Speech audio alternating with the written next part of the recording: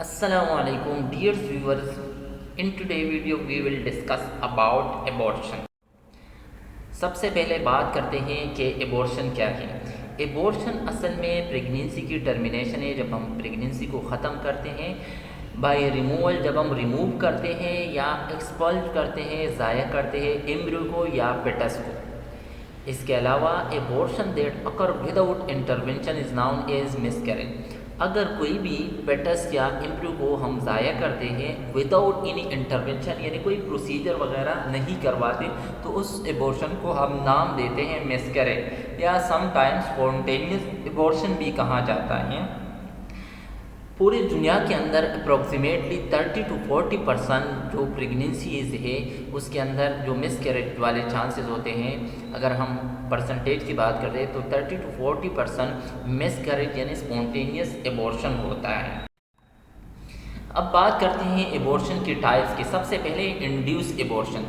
Approximately 205 million pregnancy occur each year world wide. अगर हम data देखें तो 205 मिलियन प्रेगनेंसीज होती है पूरी दुनिया के अंदर एक साल के अंदर। Over a third are unintended and about a fifth end in induced abortion, यानी थर्ड वाला जो प्रेगनेंसी है, 3 में से 1 वो अनइंटेंडेड एबॉर्शन उसमें हो जाता है। और इसके अलावा जो फिफ्थ है यानी 5 में से 1 जो है वो इंड्यूस एबॉर्शन करवाती है।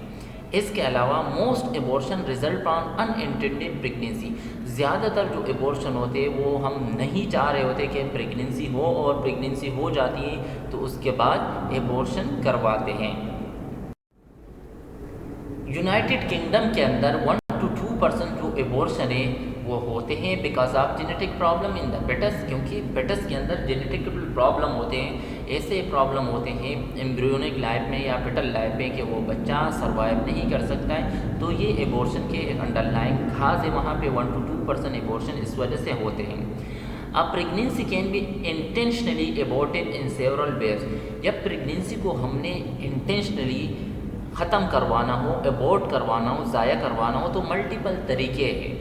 The manner selected upon depend upon the gestational age of the embryo और पेटस, यानी कौन से सर्जिकल मेथड के ज़रिए या किसी भी मेथड्स को सेलेक्ट करना है पेटस या एम्ब्रियो को ज़ाया करने के लिए, ये डिपेंड कर रहा होता है कि गेस्टेशनल एज क्या है एम्ब्रियो या पेटस की, जिसकी वजह से which increase in size as the pregnancy progress. क्योंकि जितने भी गेस्टेशनल एज इंक्रीज़ होता है पेटस और एम्ब्रियो के साइज़ भी इंक्रीज़ होते हैं, तो उस हिसाब से जो एबॉर्शन वाला मेथड्स है, जो हमारे पास मल्टीपल मेथड्स है, उसके हिसाब से फिर हम सेलेक्ट करते हैं।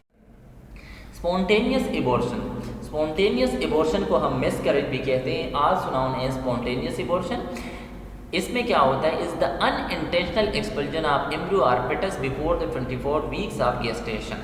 मीन्स के जानबूझ के नहीं, अगर हम नहीं चाह रहे होते कि एम्ब्रियो या पेटस या प्रेगनेंसी ज़ाया हो और गेस्टेशनल एज बिफोर 24 वीक्स उससे पहले अनइंटेंशनली ऐसा हो जाए कि मिसकैरेज हो जाए, तो उसको हम कहते हैं कि ये स्पॉन्टेनियस एबॉर्शन है।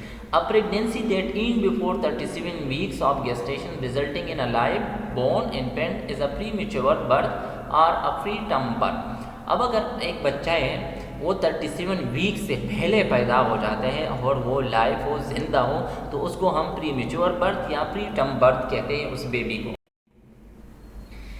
When a fetus die in utero after viability or during delivery, it is usually termed stillbirth। अगर बच्चा पैदाइश के दौरान यानी डिलीवरी के दौरान उसकी डेथ हो जाए तो उसको हम नाम देते हैं कि ये स्टिल बोर्न बेबी है। Premature birth and still birth are generally not considered to be miscarriage, यानी जो प्रीमेच्योर बर्थ होता है या जो स्टिल बर्थ वाले बेबी होते हैं इसको हम मिसकैरेज में काउंट नहीं करते। Although usages of these term can some time overlap, लेकिन ये टाइम सम टाइम हम मिक्सअप कर रहे होते हैं। थ्रीटन एबॉर्शन क्या है?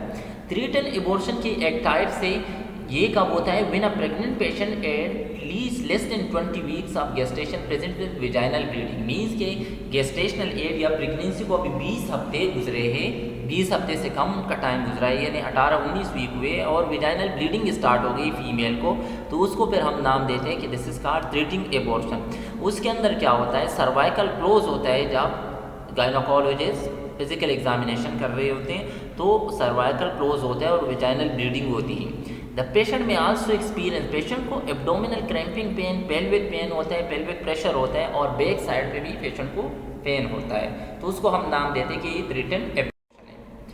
अब बात करते हैं इन्वेटेबल एबॉर्शन की। इन्वेटेबल एबॉर्शन इज डिफाइन, इसको हम ऐसे डिफाइन कर सकते हैं कि विजाइनल ब्लीडिंग हो with progressive dilation of the cervix, यानी विजाइनल ब्लीडिंग हो फीमेल को और प्रोग्रेसिव सर्विक्स की डायलेशन हो, तो इसको मतलब कि this is called inevitable abortion but without expulsion of conception product, यानी जो पेटस है या जो एम्ब्रियो है वो अभी एक्सपल यानी आउट नहीं हुआ है, तो उसको एक कैरेक्टरिस्टिक इसकी ये है before the 20th week of gestation, यानी 20 वीक्स अभी पूरे हो गए, फीमेल को वेजाइनल ब्लीडिंग स्टार्ट हो गई, प्रोग्रेसिव आहिस्ता आहिस्ता सर्विक्स की डायलेशन है और पेटस के जो प्रोडक्ट है वो अभी तक एक्सपल आउट नहीं हुआ है, तो इट्स मीन कि this is called inevitable abortion.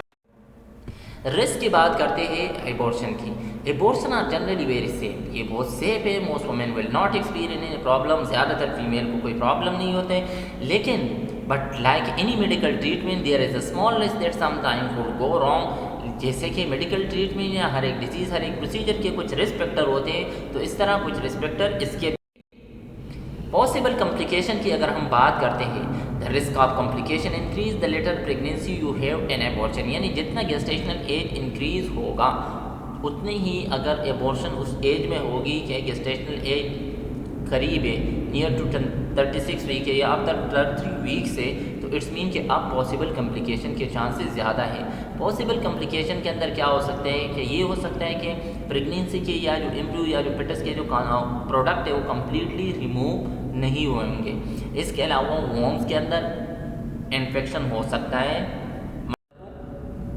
Haemorrhage हो सकता है, very heavy bleeding during abortion, abortion के दौरान हेवी ब्लीडिंग हो सकती है, हेवी और इरेगुलर ब्लीडिंग आफ्टर एबॉर्शन ये भी हो सकता है, मेंटल हेल्थ प्रॉब्लम हो सकते हैं, फीलिंग डाउन और अपसेट, कंटिन्यूइंग प्रेगनेंसी ये हो सकती है फीमेल को। इसके अलावा इफ कॉम्प्लिकेशन डू हैपन, अगर कॉम्प्लिकेशन हो सकती है तो डॉक्टर फिर ट्रीटमेंट एडवाइस करते हैं और उसके अंदर सर्जरी भी एडवाइस